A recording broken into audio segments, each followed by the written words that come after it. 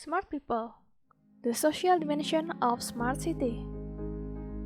Smart people, istilah yang sudah sering kita dengar ini biasanya digunakan untuk membedakan orang yang berperilaku cerdas dan yang tidak. Namun, bukan smart people itu yang akan kita bahas kali ini. Dalam konsep smart city, dimensi smart people tidak berarti mengeksklusifkan kota pada orang-orang cerdas. Sebaliknya, smart people adalah sistem yang memungkinkan smart city dapat dimanfaatkan seluruh kalangan secara inklusif.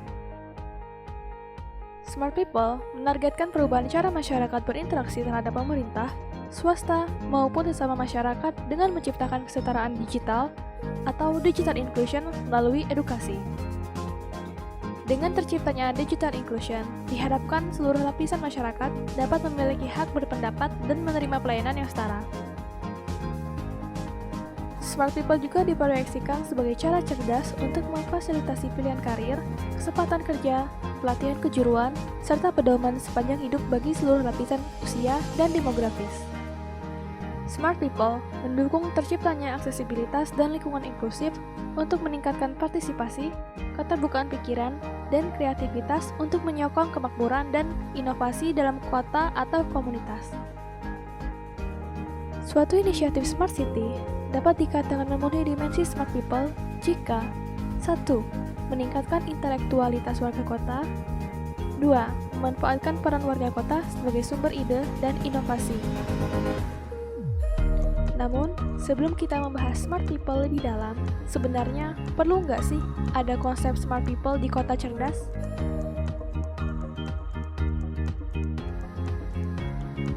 Dalam menjalankan konsep smart city, smart people adalah dimensi yang harus dipenuhi karena menyokong salah satu dari 3 aspek pembangunan berkelanjutan, yaitu aspek sosial.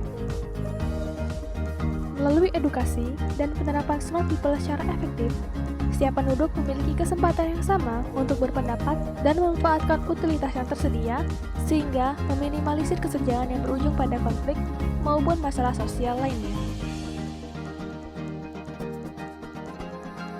Lalu, apa saja yang dapat dilakukan untuk memenuhi dimensi smart people dalam smart city?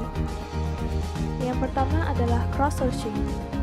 Crowdsourcing adalah inisiatif pemanfaatan sumber daya manusia yang diintegrasikan melalui teknologi informasi untuk menciptakan basis data raksasa mengenai bidang tertentu. Contoh crowdsourcing adalah kegiatan orang-orang yang memanfaatkan platform tanya jawab dan artikel informatif mengenai kesehatan yang dapat diakses siapa saja dengan mudah dan cepat. Lalu selanjutnya adalah crowdsensing. Crowdsensing adalah penerapan melalui pembagian informasi yang serupa dengan crowdsourcing, namun dibatasi secara lead time atau aktual selama kejadian yang dilaporkan masih hangat atau sedang terjadi.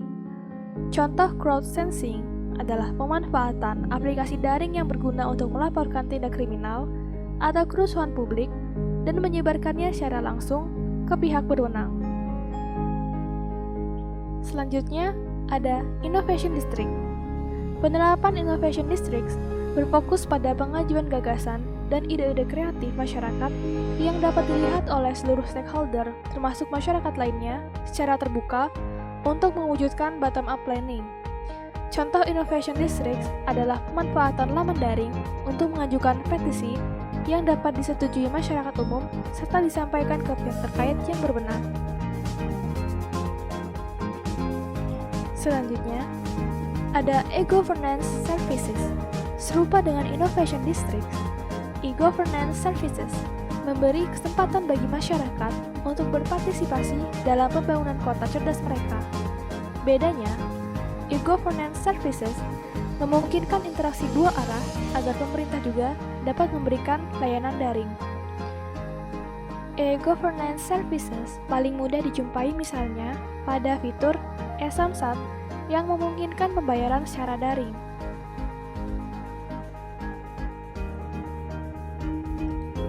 Online learning. Online learning menyediakan sarana edukasi dari berbagai sumber untuk meningkatkan modal SDM melalui pembelajaran konseptual dengan literasi daring. Contoh penerapan online learning adalah penggunaan e-learning ITERA yang sedang kita gunakan saat ini. Seluruh penerapan Smart People melibatkan partisipasi warga kota karena Smart City tidak akan berguna tanpa adanya inclusive citizenship. Tetapi, seluruh penerapan ini tidak mungkin berjalan tanpa adanya kendala.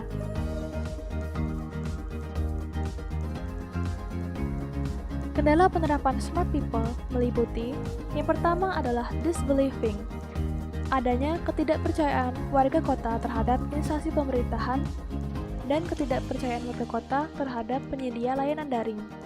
Yang kedua adalah abuse of data, yaitu terbukanya ketersediaan data meningkatkan potensi penyalahgunaan. Kekacauan dalam penyimpanan basis data dapat menghambat seluruh aktivitas masyarakat terkait. Yang ketiga adalah inequality.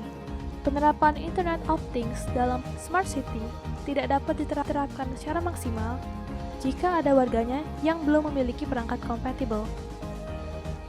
Adanya individu yang gagap teknologi atau bahkan menolak perkembangan teknologi termasuk suatu kendala dalam penerapan Smart People. Smart City will work if we put smart people in it, not just throwing technologies here and there.